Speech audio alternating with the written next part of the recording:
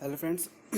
आज मैं आपके सामने एक नई टॉपिक लेकर आया हूँ। ये बहुत छोटा टॉपिक है लेकिन बहुत ज़्यादा ज़रूरी भी है, क्योंकि मैंने आपको पहले ही बताया था कि जो भी एमकॉम के अंदर टॉपिक्स होते हैं ना, ये सारे के सारे इक्वली इंपॉर्टेंस रखते हैं। कल को कोई ऐसा पेपर आ जाए आपके साथ सामने कि जिसमें आपको मोस्टली क्वेश्चंस टिपिकल लगे, तो आपको सारे के सारे कंसेप्ट पता होने चाहिए। ठीक है, तो ये बेसिक सा एक ऑर्गेनाइजेशन मार्केट के ऊपर है, MC6 का। तो इसमें बताया गया है कि कितने तरह के मार्केट्स होते हैं डिफरेंट। ठीक है, तो हम इसको पढ़ते हैं। ठीक है, जैसे बात करेंगे, आपको एक चार्ट बनाया हुआ है, आपको ये प्रॉपर चार्ट याद होना चाहिए। जैसे मैं बोलूँगा ऑर्गेनाइजेशनल मार्केट कितने तरीके होते हैं, तो आप बोल सकते हैं इंडस्ट्रियल का मार्केट अलग होता है, रिसेलर का मार्केट अलग होता है, गवर्नमेंट मार्केट्स अलग होते हैं, फाइनेंशियल इंस्टीट्यूशन अलग अलग होते हैं। ठीक है, चलो, ये 4 तरह के होते हैं। अब इसके अंदर भी अगर हमसे कोई 5 10 नंबर में पूछ लिया किसी ने, ये 20 नंबर का क्वेश्चन नहीं है पहली बात तो। ठीक है, 10 नंबर में पूछ लिया तो हमें जो ये एलिमेंट्स दिखे हुए हैं ना, ये मैन्युफैक्चरिंग, सर्विस, ये होलसेलर, रिटेलर, इनके बारे में थोड़ा सा एक्सप्लेन करना होगा। तो बेसिकली अभी मैं इसके अंदर सिर्फ आपको एक एक्सप्लेन कर रहा हूँ कि हमारे इतने टाइप्स की चीज़ें होती हैं। ठीक है, इतने तरह के मार्केट्स होते हैं। आगे चल के आपको रिटेलर, होलसेलर के बारे में ज़्यादा बेटर तरीके से समझाऊंगा मैं। ठीक है, क्योंकि इसके ऊपर प्रॉपर एक क्वेश्चन बन सकता है, शॉर्ट नोट बन सकता है इनके ऊपर। ठीक है, इंडस्ट्रियल मार्केट के अंदर आते हैं मैन्युफैक्चरिंग, जो फैक्ट्रीज होती है, जो भी कोई चीज़ प्रोड्यूस करती है। ठीक है, उसके अंदर ये सब चीज़ आ जाएंगी। फिर आते हैं other services providers like hotels, lawyers, doctors, मतलब कि इसके अंदर जो सर्विस प्रोवाइडर होते हैं वो उनका कोई प्रोफेशन होता है। बेसिकली ये प्रोफेशन वाले होते हैं। टीचर हो गया, लॉयर हो गया, जो अपनी सर्विस प्रोवाइड कर रहे हैं। ठीक है, होटल हो गया, होटल के अंदर आपने बेड लिया, एक रूम लिया फॉर 1 नाइट, 1 2 डेज 3 डेज जो भी है। ठीक है, उसके हिसाब से आपको सर्विस मिल रही है तो आप उसको पे कर रहे हो, मतलब कि सर्विस होगी एक तरीके से।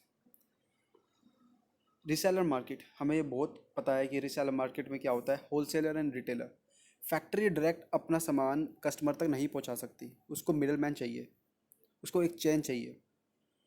ठीक है, अगर वो ऐसा ट्राई करती है फैक्ट्री की डायरेक्ट बंदे तक पहुंचाए, तो उसका कॉस्ट जो प्रोडक्ट का है वो बहुत ज़्यादा हाई हो जाएगा। क्योंकि सिंपल सी बात है, एक बंदे को मैं बोलूँगा एक साबुन चाहिए, एक पीस, 2 साबुन के पीस चाहिए, 3 चाहिए, 4 चाहिए, लेकिन ये फैक्ट्री है वो 1 2 पीस देने के लिए तुम्हारे घर तक आएगी। ये तो बहुत ज़्यादा टिपिकल हो जाएगा, उसमें बहुत ज़्यादा चार्जेस भी लगेंगे। तो ये एक मैं कह सकता हूँ कि एक मिडल मैन बना रखा है, स्टॉपेज बना रखा है, इनके थ्रू आपको मिल जाता है सामान। जैसा कि फर्स्ट आता है होलसेलर। फैक्ट्री से होलसेलर सामान उठाते हैं बहुत बड़ी क्वांटिटी में। ठीक है, बहुत ज़्यादा ह्यूज क्वांटिटी में उठाते हैं। ठीक है, फिर उसके बाद ये रिटेलर को सेल करते हैं। जैसे मैंने बोला, मैंने 50 बॉक्सेस उठाए साबुन के, तो मैंने 2 बॉक्सेस सेल कर दिए एक रिटेलर को, 2 बॉक्सेस कर दिए एक रिटेलर को, 2 बॉक्सेस कर दिए एक रिटेलर को। ये रिटेलर जनरली परचून की दुकान होती है। जैसे हम जानते होंगे परचून की दुकान होती है अपनी, सामान जहाँ पर हम सामान अपना परचेज़ करते हैं, छोटे डे टू डे एक्टिविटीज़ के, टूथपेस्ट हो गया, साबुन हो गया, ये सब चीज़ें। ठीक है, फिर इसके बाद आती है बात गवर्नमेंट की। गवर्नमेंट के अंदर होती है एजेंसीज, सेंट्रल लेवल के and state and district level की। अब आपने देखा होगा जब हम राशन की बात करते हैं, ठीक है, तो जो सामान होता है, जो गेहूँ होता है, ये कहाँ से आता है? ये इनके बड़े बड़े वेयर हाउसेज में होते हैं। सेंट्रल लेवल के वेयर हाउसेज होते हैं, स्टेट लेवल के, डिस्ट्रिक्ट लेवल के। ठीक है, इनके थ्रू आपके पास सामान आता है। तो ये भी एक बड़ा तरीके से मार्केट का रोल प्ले करती है। और भी बहुत सारी चीज़ें इसके अंदर, ज़रूरी नहीं यही है। ठीक है, फाइनेंशियल इंस्टीट्यूशन, इसके अंदर NPO आता है अपना, और प्रॉफिटेबल ऑर्गेनाइजेशन आती है। NPO क्या होता है?